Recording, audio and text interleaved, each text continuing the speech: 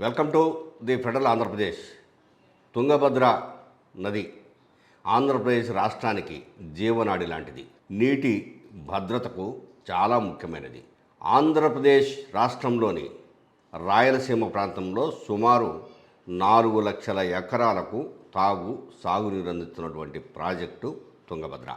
ఈ తుంగభద్ర ప్రాజెక్టు 2024 సంవత్సరంలో వరదల సందర్భంగా ఒక గేటు కొట్టుకుపోవడం, ఆ సందర్భంలో వెంటనే ఆంధ్రప్రదేశ్ ముఖ్యమంత్రి అలర్ట్ అయ్యి కర్ణాటక అప్పటి ముఖ్యమంత్రితో మాట్లాడి ఆ గేటుకు సంబంధించి నీళ్లు పోకుండా అడ్డుకట్ట వేయగలిగారు.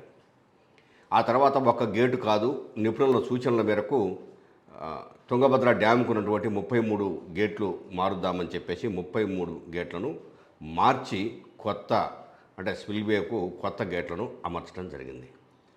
ఈ కొత్త గేట్లను అమర్చిన సందర్భంగా ఈ నెల 25వ తేదీన తుంగభద్ర డ్యాము వద్ద హౌస్పేటలో ఒక కార్యక్రమాన్ని ఏర్పాటు చేశారు. ఈ ప్రారంభోత్సవానికి ముందు అక్కడ జరిగినటువంటి సమావేశంలో ముఖ్యమంత్రులు 3 పాల్గొన్నారు. కర్ణాటక ముఖ్యమంత్రి, ఆంధ్రప్రదేశ్ ముఖ్యమంత్రి చంద్రబాబు నాయుడు, తెలంగాణ ముఖ్యమంత్రి రేవంత్ రెడ్డి, 3 ముఖ్యమంత్రులు పాల్గొని నీటి విభజన, అన్ని రాష్ట్రాలకు తాగునీరు అందించే అంశాలను ఈ 3 రాష్ట్రాలు ఎలా తీసుకోవాలి, ఏం చేయాలనే అంశం మీద వాళ్ళు డిస్కస్ చేయడం జరిగింది. ఈ చర్చలో తెలంగాణ ముఖ్యమంత్రి రేవంత్ రెడ్డి కాస్త మాకు నీళ్లు సక్రమంగా రావడం లేదని అసంతృప్తిని వ్యక్తం చేసినట్లు సమాచారం. తెలంగాణ రాష్ట్రంలోని మహబూబ్ నగర్ జిల్లాకు తుంగభద్ర నీరు అందుతుంది. మొత్తం 19 టీఎంసీల నీరు మాకు అందాలి. కానీ ఇప్పుడు మాకు అందుతున్నది కేవలము 5 నుంచి 6 టీఎంసీల నీరు మాత్రమే. ఈ విధంగా అయితే మేము కొంచెం నష్టపోతున్నాము, మాకు ఆ నీరంతా వచ్చే విధంగా చూడండి అని చెప్పేసి ఒక మాట మాట్లాడాడు. చంద్రబాబు నాయుడు మాట్లాడుతూ ఈ అంశాలను పక్కన పెడితే అందరూ ఎవరి వాటా నీరు వాళ్ళు తీసుకోవడానికి మనం కేంద్ర ప్రభుత్వం మంత్రి గారితో మాట్లాడి, సిఆర్ పాటిల్ గారితో మాట్లాడి మనము నీటి విభజనను సక్రమంగా చేసుకుందాం, ఇబ్బందులు లేకుండా మాట్లాడుకుందామని చెప్పేసి ఆయన చెప్పారు. ఆ మేరకు సిఆర్ పాటిల్ గారు కూడా ఖచ్చితంగా దీని మీద మనం చర్చిద్దాం, తుంగభద్ర నీటిని ఎవరికి ఎంత వాటా రావాలనో అంత అందించేందుకు చర్యలు తీసుకుందామని చెప్పారు. తుంగభద్రలో ప్రస్తుతం ఒక 100 టీఎంసీల నీరు నిలిచినప్పటికీ అసలు డ్యామ్ సాధారణ నీటి నిల్వ సుమారు 150 టీఎంసీలు.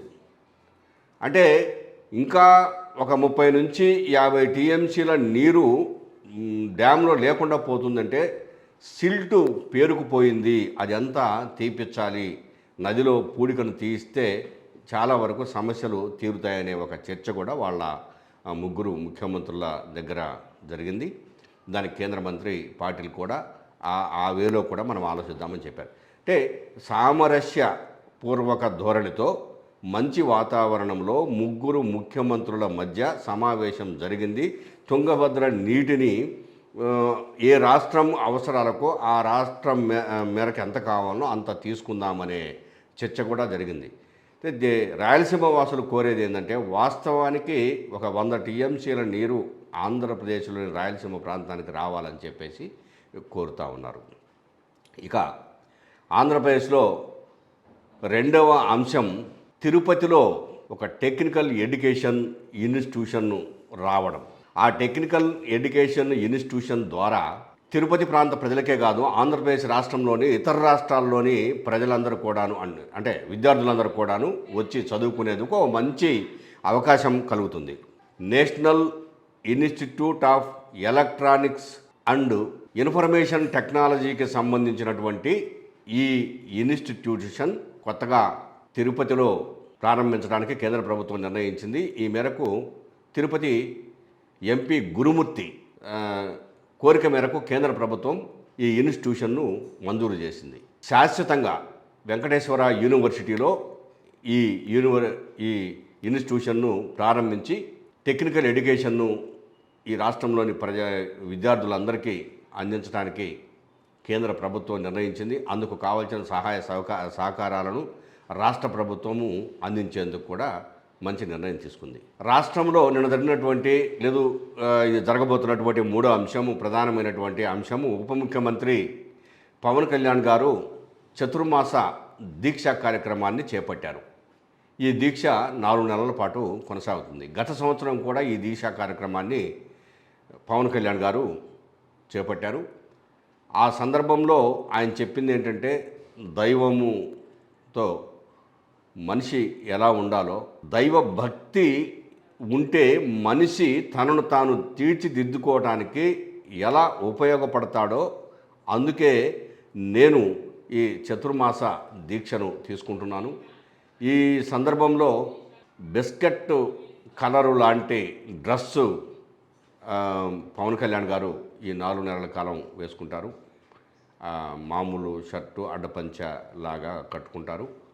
అయితే ప్రభుత్వ కార్యకలాపాలకు ఎటువంటి ఇబ్బంది రాకుండా సమీక్షలు, సభలు, సమావేశాలలో పాల్గొనడానికి అవసరమైన రీతిలో ఉండే విధంగానే తగు చర్యలు తీసుకుంటారు. మంగళగిరిలోని పానకాల స్వామి లక్ష్మీ నరసింహస్వామి దేవస్థానంలో నిన్న ఈ దీక్షను పవన్ కళ్యాణ్ గారు తీసుకున్నారు. ఈ పవన్ కళ్యాణ్ గారు తీసుకున్నటువంటి దీక్ష ప్రకారం సింపుల్ భోజనం తీసుకుంటారు, మంత్ర పారాయణం చేస్తారు, దేవుడి మీద తనదైన శైలిలో భక్తి ప్రపత్తులు కలిగి ఉంటారు. ఈ 3 అంశాలను తప్పనిసరిగా పవన్ కళ్యాణ్ గారు ఈ 4 నెలల కాలం పాటిస్తారు.